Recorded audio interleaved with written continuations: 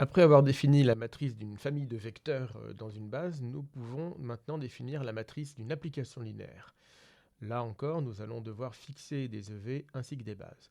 Donc nous allons prendre E, un KEV, de dimension P.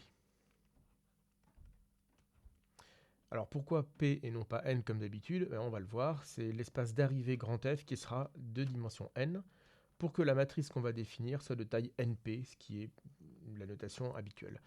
Donc il y a une inversion, on aura une application d'un espace de dimension P dans un espace de dimension N, et la matrice sera de taille NP. Donc ici K et E est de dimension P.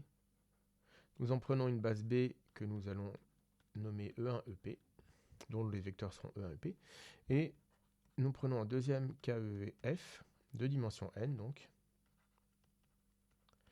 Et là-dedans, nous prenons une base C. Nous en prenons une base C dont nous nommons les vecteurs F1 jusqu'à Fn. Et nous fixons une application linéaire U de E dans F. Alors une notation que nous allons utiliser fréquemment, qui est assez habituelle, c'est de noter U de B, la famille dont les vecteurs sont les images par U des vecteurs de la base B. Donc U de E1, U de E2 jusqu'à U de EP. Donc ce que nous appelons la matrice de U relativement aux bases B et C.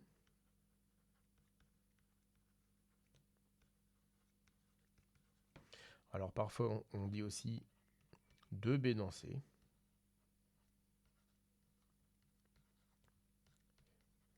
C'est la matrice de la famille de vecteurs U de B que l'on écrit dans la base C.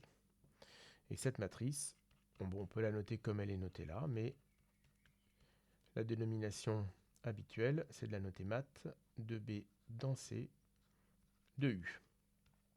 Ou d'ailleurs, souvent aussi, avec juste un M de B dans C de U. Alors, petite remarque, si nous avons affaire à un endomorphisme, que l'espace d'arrivée est égal à l'espace de départ et que les bases d'arrivée et de départ sont les mêmes, on ne répète pas la matrice, enfin on ne répète pas deux fois la base B, on ne note pas mat de B dans B de U, on note plus simplement mat de B de U. Donc quand vous voyez une seule base en indice, cela signifie que cette base est à la fois la base de départ et la base d'arrivée. Souvent, donc là on peut mettre, c'est une définition. Souvent on fait un petit schéma pour spécifier ça. Quand nous avons une application U de E dans F, très souvent on dessine ça. Maintenant, si l'on précise les bases au départ et à l'arrivée, en plus de U, nous pouvons à U relativement à ces bases associer une matrice, la matrice de U de B dans C. Pour l'instant, ce schéma ne paraît peut-être pas très indispensable. Nous verrons que quand nous allons commencer à composer plusieurs applications linéaires dans plusieurs EV avec plus que deux bases, ou que nous faisons des changements de base au sein d'un même EV, il sera assez pratique d'avoir ce type de schéma. Pas indispensable, il y a d'autres moyens mémotechniques, mais ce type de schéma peut être très pratique. Donc, nous allons tout simplement donner des exemples. Commençons simplement avec un exemple où nous allons prendre R2 comme espace de départ, comme espace de départ seulement, et nous allons prendre R3 comme espace d'arrivée. Ce serait d'ailleurs plus logique de noter les choses comme ceci. Alors il va falloir fixer une base dans une base de E et une base de F. Donc comme base de... Je vais faire plusieurs choix possibles, c'est-à-dire que nous allons donner plusieurs exemples à partir de ce E et de ce F là avec la même application linéaire, mais en changeant les bases, pour voir qu'en changeant les bases, la matrice change. Ce qui est logique puisque les coordonnées changent. Donc nous allons commencer tout d'abord par donner un exemple tout simplement avec les bases canoniques. Donner des noms aux vecteurs est tout de même assez pratique.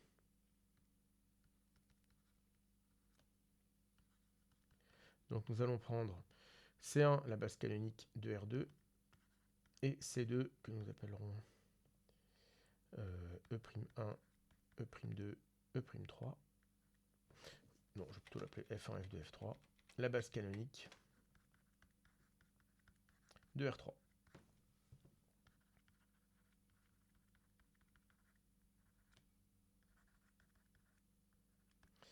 Et puis ensuite, mais je vais déjà définir les bases. Non, on le fera après. Allez, donc nous allons commencer très simplement par donner l'application phi, donc de E dans F, qui donc a un vecteur à 2 coordonnées x, y, associe un vecteur à 3 coordonnées, par exemple x moins y, x plus y et 2x plus 3y. Donc première question, donner la matrice de cette application phi de C1 dans C2. Alors tant qu'on est dans la base canonique, vous allez voir que les choses sont extrêmement simples.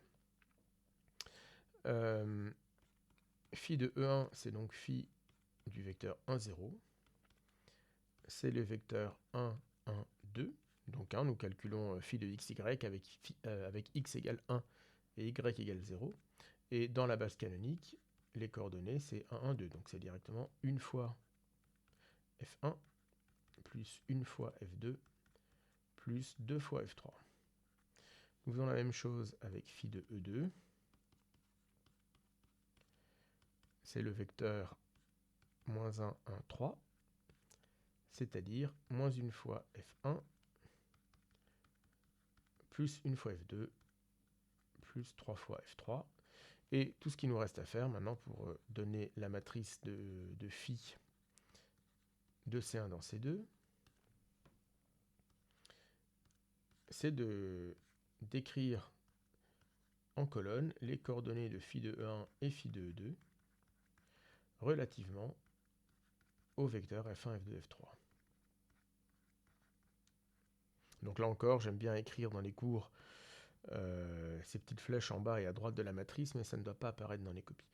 Donc ici, les coordonnées de phi de E1 relativement à F1, F2, F3, c'est 1, 1, 2. Donc la première colonne de notre matrice, c'est 1, 1, 2. Et les coefficients de phi de E2, toujours dans cette même base, sont moins 1, 1, 3. C'est ça, oui, moins 1, 1, 3.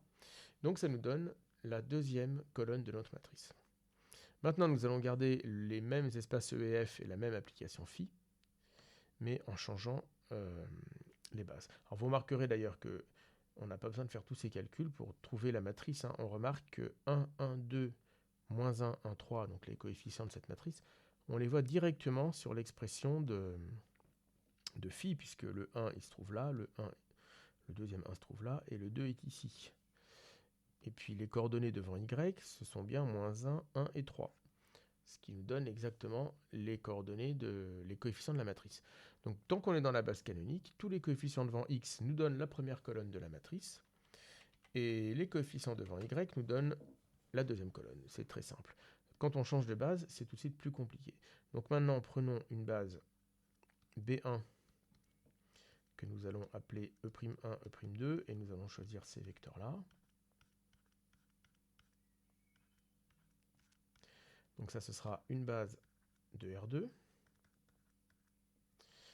Et puis, il nous faut aussi une autre base, enfin une base pour R3. Là, nous allons la changer. Nous allons prendre une base dont nous appellerons les vecteurs F'1, F'2, F'3. Et par exemple, nous allons prendre 1, 0, moins 1, 0, moins 1, 0, et 1, 0, 1. Pourquoi pas. Ça, je vous laisse vérifier que c'est bien une base de R3. Donc nous voulons calculer la matrice de cette même application phi, mais maintenant de B1 dans B2. Donc pour ça, il faut calculer phi des 3 vecteurs de notre nouvelle base de départ. Donc il va falloir calculer phi de E'1, phi de E'2, phi de E'3, et à chaque fois les décomposer dans la base d'arrivée. Donc phi de E'1, c'est phi de 1, 1. Alors quand j'écris les coordonnées en colonne, c'est sous-entendu que je me place dans la base canonique. Donc phi de 1, 1, c'est 0, 2, 5. Et il faut maintenant décomposer ce vecteur dans la base d'arrivée. Donc là, ça peut se faire assez facilement de tête. Le coefficient 2 au milieu, forcément, nous donne moins 2 fois F'2. Pour avoir 0 en haut, il va falloir faire F3 moins F2. Donc nous allons avoir quelque chose du genre 5 demi. Moins 5 demi, pardon. De F'1 plus 5 demi de F'3. Donc j'espère ne pas m'être trompé, mais ça m'a l'air correct. Ensuite, phi de E'2, c'est phi de... alors je me rends compte qu'il n'y a que 2 vecteurs au départ, donc il n'y a pas de phi de E'3. Donc phi de E'2, c'est phi de 1, 0. Nous l'avons déjà calculé tout à l'heure, puisque 1, 0, c'est également E2. Donc c'est toujours moins 1, 1, 3, ça ne change pas.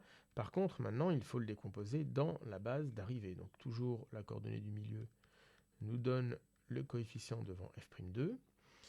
Et ensuite, il va falloir faire un petit calcul. Alors je vais le faire ici. Ce que j'aimerais, c'est trouver deux coefficients A et B, tels que A F1 plus B F3 est égal à moins 1, 0, 3. Je ne l'ai pas préparé avant, donc on va faire ça maintenant. Ça nous donne ce système, A plus B égale moins 1 et moins A plus B égale 3. Donc en faisant la somme des deux lignes, j'obtiens 2B égale 2, donc B serait égal à 1. Et en faisant la première ligne moins la seconde, j'obtiens 2A égale moins 4, donc A égale moins 2. Je vérifie, moins 2, moins 1, ça... donc c'est totalement faux, qu'est-ce que j'ai fichu? On va la différence des deux lignes. Donc la somme des deux lignes me donne 2B égale 2, donc B égale 1, oui.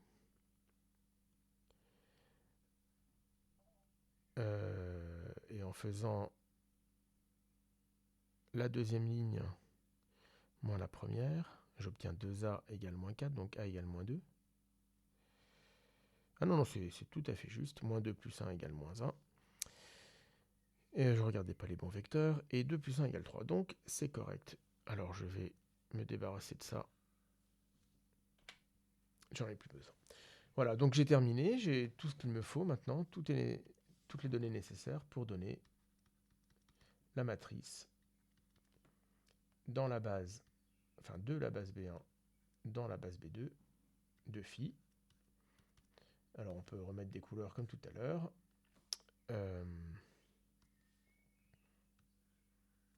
Les coefficients devant F'1, F'2, F'3 pour phi de E'1 me donnent les coefficients de la première colonne de cette matrice. Et les coefficients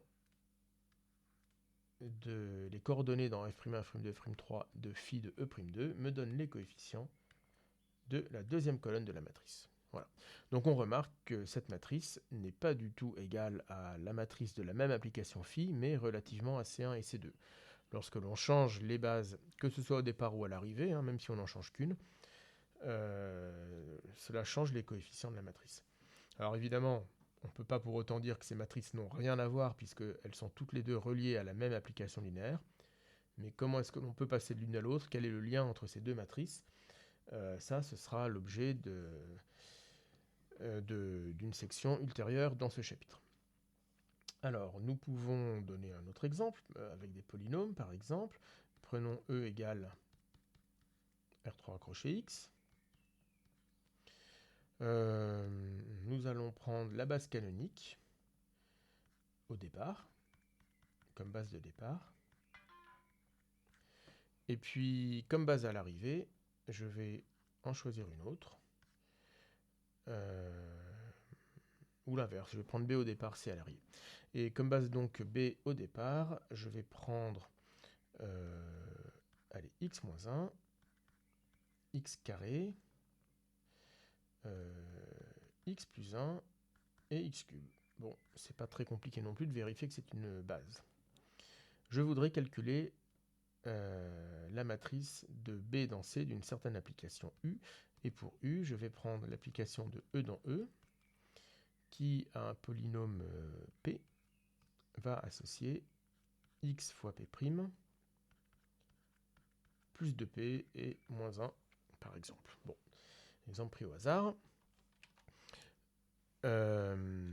Nous pouvons vérifier que si p est de degré au plus 3, p' sera de degré au plus 2, donc même en le multipliant par x, nous gardons un polynôme de degré au plus 3, et 2p-1 sera également de degré au plus 3. Donc U est bien une application de E dans E. Et quant à la linéarité, c'est assez classique, je vous laisse regarder. Donc si je calcule U du premier vecteur de ma base B, donc U de x1, j'obtiens x plus 2 fois x moins 1 moins 1, ce qui, après simplification, me donne moins 3 plus 3x. Si je calcule U du second vecteur de ma base B, donc U de x2, j'obtiens 2x2 plus encore 2x2 moins 1, donc moins 1 plus 4x carré. U du troisième vecteur x plus 1 est égal à x plus 2 fois x plus 1 moins 1, c'est-à-dire 1 plus 3x. Et pour finir, U du quatrième et dernier vecteur de la base, donc x3, c'est 3x3 plus 2x3 moins 1, donc moins 1 plus 5x3. Bon, toujours le même principe, hein, vous verrez que c'est de toute façon toujours le même principe. Une fois que vous l'aurez bien compris, la plupart des choses que nous ferons dans ce chapitre vous paraîtront simples. La matrice de B dans C de U, à nouveau, j'écris les coordonnées de U de x-1 en première colonne dans la base canonique, puisque j'ai pris cette base canonique comme base d'arrivée.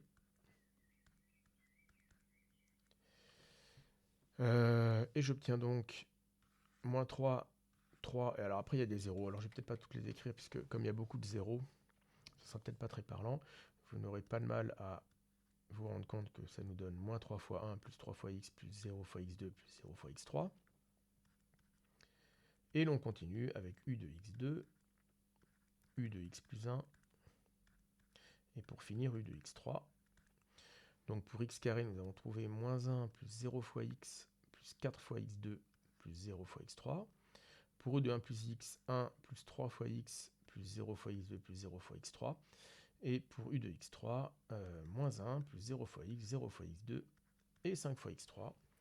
Donc voilà pour un nouvel exemple.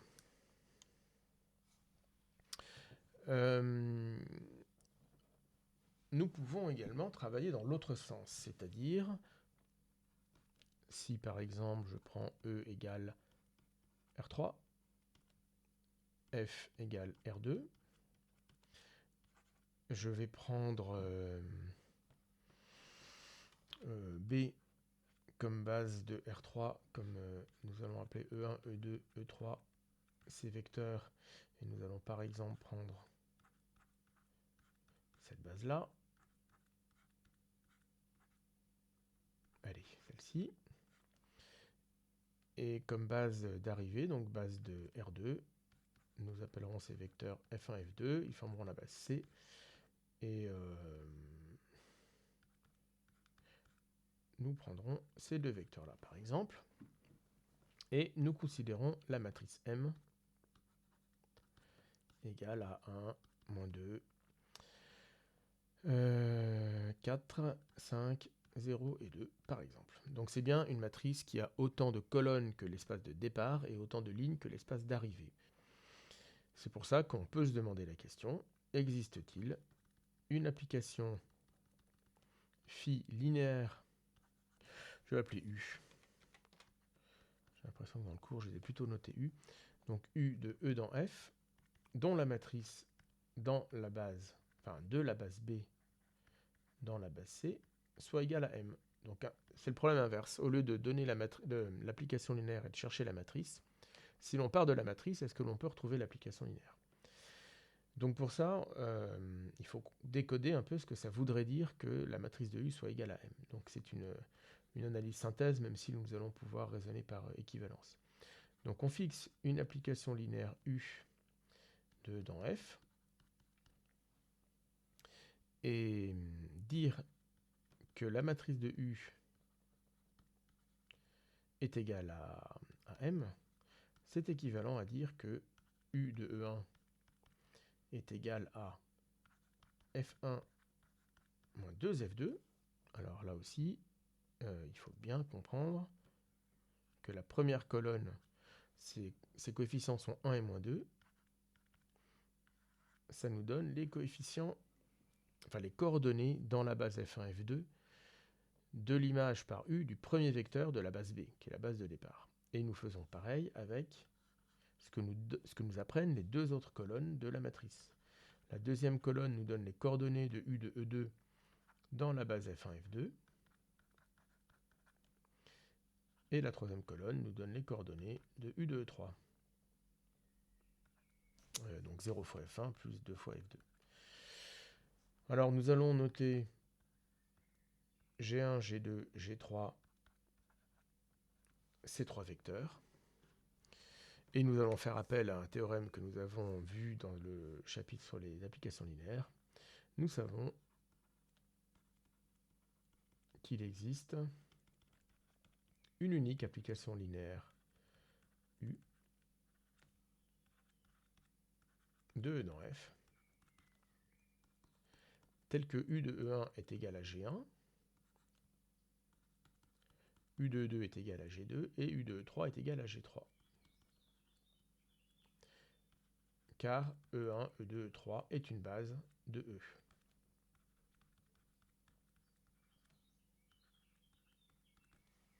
D'accord ?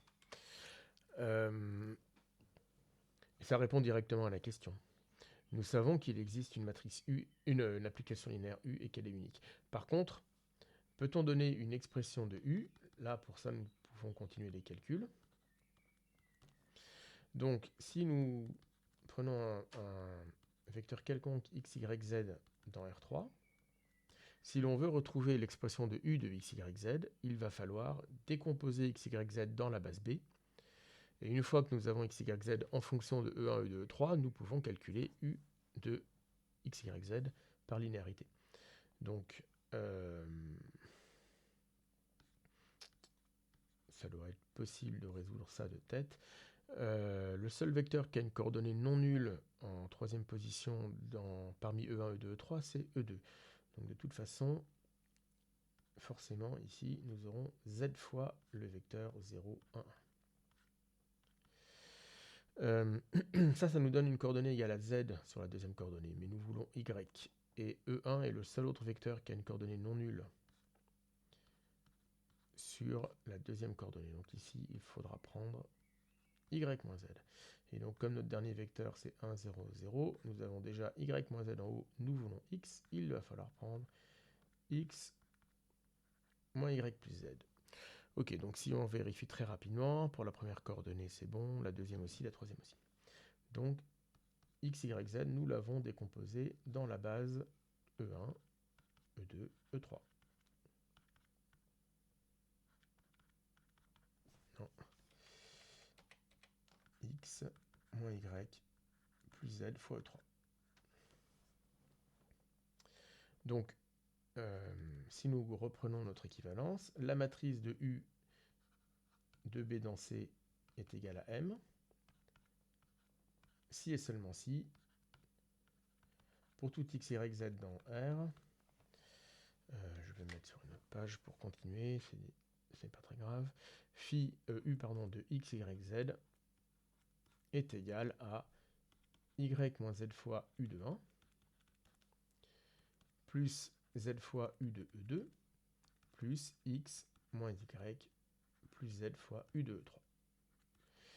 C'est-à-dire y moins z fois U de E1. Alors U de E1, nous avions calculé que c'était le vecteur G1. Il va falloir que je revienne un peu en arrière. Le vecteur G1, c'était F1 moins 2F2, c'est-à-dire le vecteur, alors 1 en première coordonnée, et moins 3, 1, moins 3.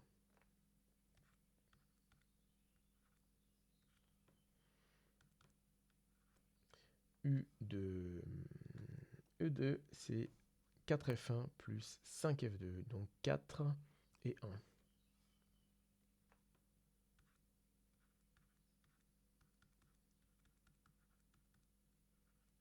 Et pour finir, U de E3, C'est 2 fois f2, donc le vecteur 0, 2.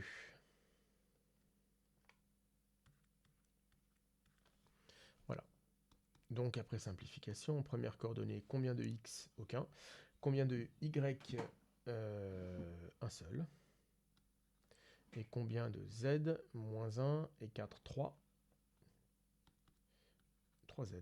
Et en deuxième coordonnée, nous avons 2x. Des y, nous en avons moins 3, moins 2, moins 5. Et des z, 3 et 1, 4 et 2, 6.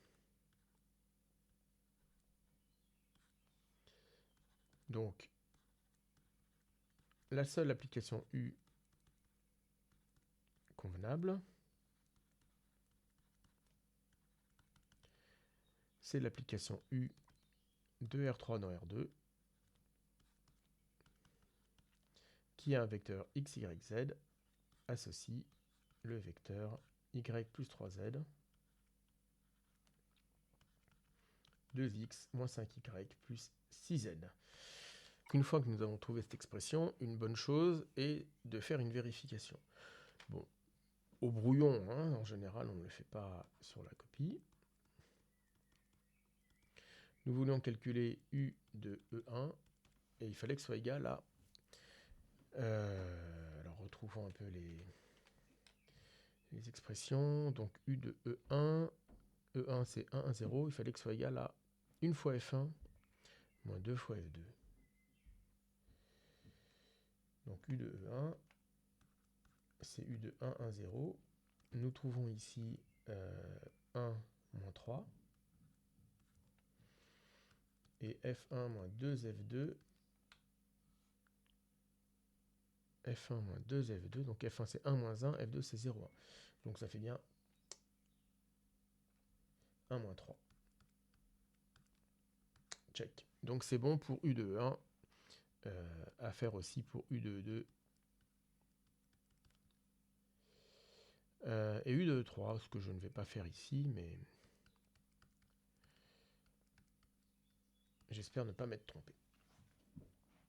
Voilà, alors, d'ailleurs, sur ce dernier exemple, nous voyons qu'à partir de la matrice M, nous pouvons retrouver l'application U, et on a vu qu'il y a une unique application qui est convenable, en tout cas sur notre exemple, mais en fait, c'est toujours vrai. Si l'on garde les mêmes notations, à savoir E, KEV, B, une base E1EP de E, F, là aussi, un KEV de base C égale à F1 Fn.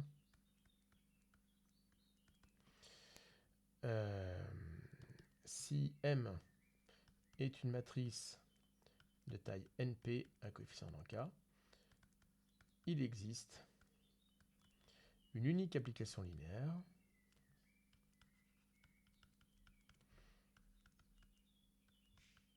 U de E dans F, telle que la matrice de cette application U de B dans C soit égale à la matrice M que nous avons fixée là. Bon, la démonstration, tout simplement, nous allons refaire dans un cas plus général ce qui a été fait sur l'exemple. Des mots, donc je ne vais pas le détailler intégralement.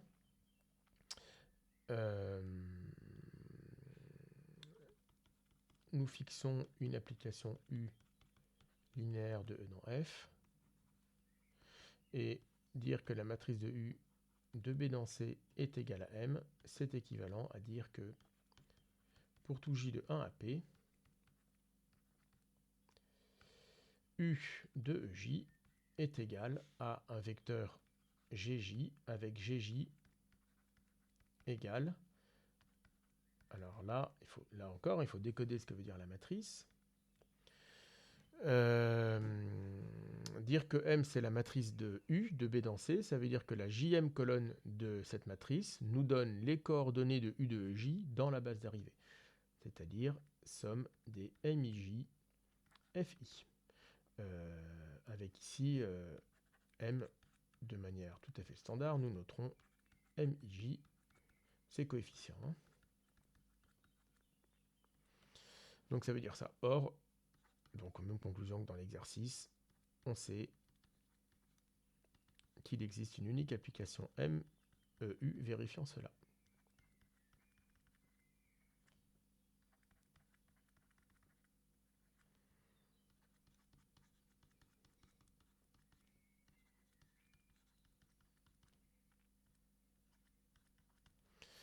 Et la conséquence de... C'est un corollaire, mais enfin nous allons l'appeler théorème puisqu'il est quand même important. La conséquence de ce théorème que nous venons de voir, c'est que avec les mêmes notations, donc E, B, F, une base C, l'application phi qui va de L de E dans F et qui a une application linéaire U qui va donc de E dans F, associe sa matrice relativement aux bases B et C. Alors donc l'espace d'arrivée, ce sera l'ensemble des matrices de taille NP. Cette application phi est un isomorphisme.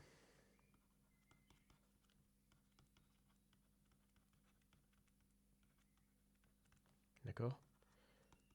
La démonstration, ça va aller vite puisque la bijectivité résulte du théorème précédent.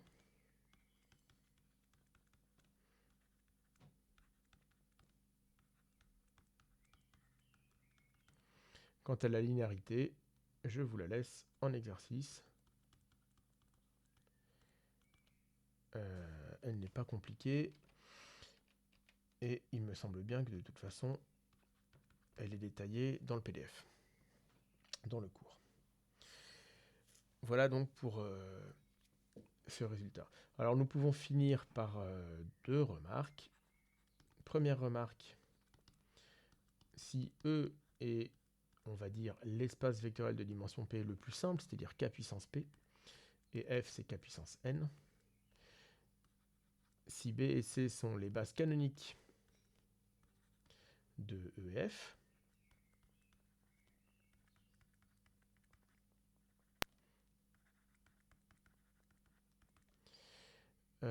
si M est une matrice de taille NP à coefficient en K, l'application U unique de E dans F, telle que sa matrice de la base canonique dans la base canonique, soit égale à M, et l'application canoniquement associée, donc l'application linéaire, canoniquement associée à M. Et cette application, nous l'avons vue au tout début du chapitre. Nous avons dit, voilà, quand nous prenons une matrice M, en gardant exactement le même coefficient que dans M, nous obtenons les coefficients qui interviennent pour définir une application linéaire de K puissance P dans K puissance N, que l'on appelle l'application canoniquement associée à cette matrice. Eh bien, ce n'était qu'un cas particulier de la construction que nous venons de faire là. Nous venons de faire un lien entre les matrices et les applications linéaires lorsque nous fixons deux KEV quelconques E et F, de dimension P et N, munis chacun d'une base quelconque.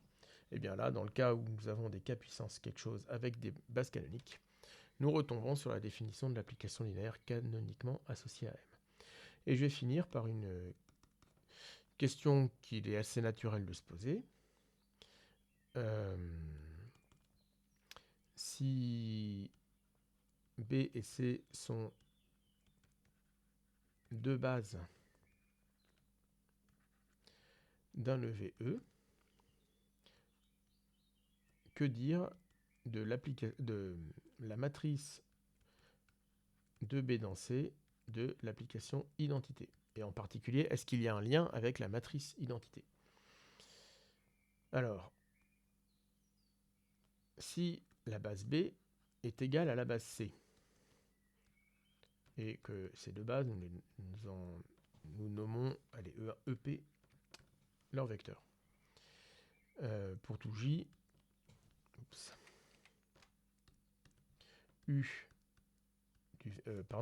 identité de E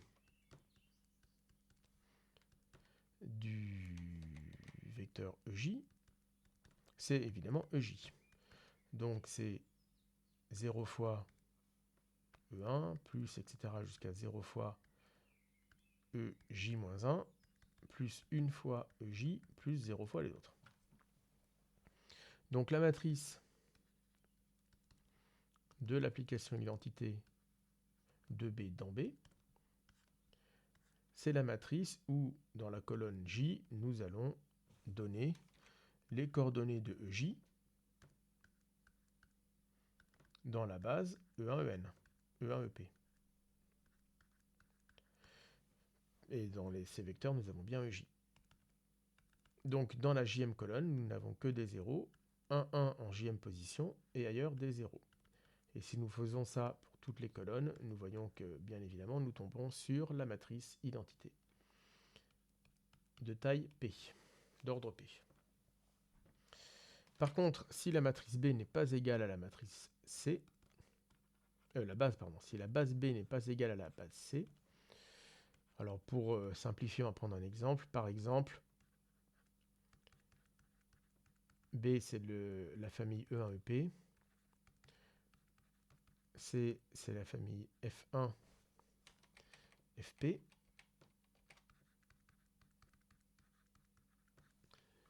et on suppose que ce sont directement les deux premiers vecteurs qui ne sont pas les mêmes. Bon, dire que les deux bases ne sont pas les mêmes, c'est dire que l'un des vecteurs en position I de B n'est pas égal au vecteur en position I de la base C. Bon, par exemple, ici, prenons I égale 1 pour simplifier les choses. L'image par l'identité du vecteur E1, c'est bien entendu E1, et ça n'est pas F1. Donc, dans la base d'arrivée, E1, nous pouvons l'écrire A1, F1, plus A2, F2, etc. jusqu'à AP, FP, avec ce PUPLé de coordonnées A1 jusqu'à AP, qui n'est pas égal au PUPLé 1, 0, 0, 0. Sinon, ça voudrait dire que E1 est égal à F1. Donc, A1, AP est la première colonne de la matrice de l'identité de B dans C. Et ce n'est pas la colonne avec un 1 et ensuite que des 0. Donc la matrice de B dans C de l'application identité n'est pas la matrice identité. Donc il faut se souvenir de cette conclusion. La matrice de B dans C de l'application identité est égale à la matrice identité si et seulement si la base B est égale à la base C. Sinon, il n'y a aucun lien entre cette matrice et la matrice identité.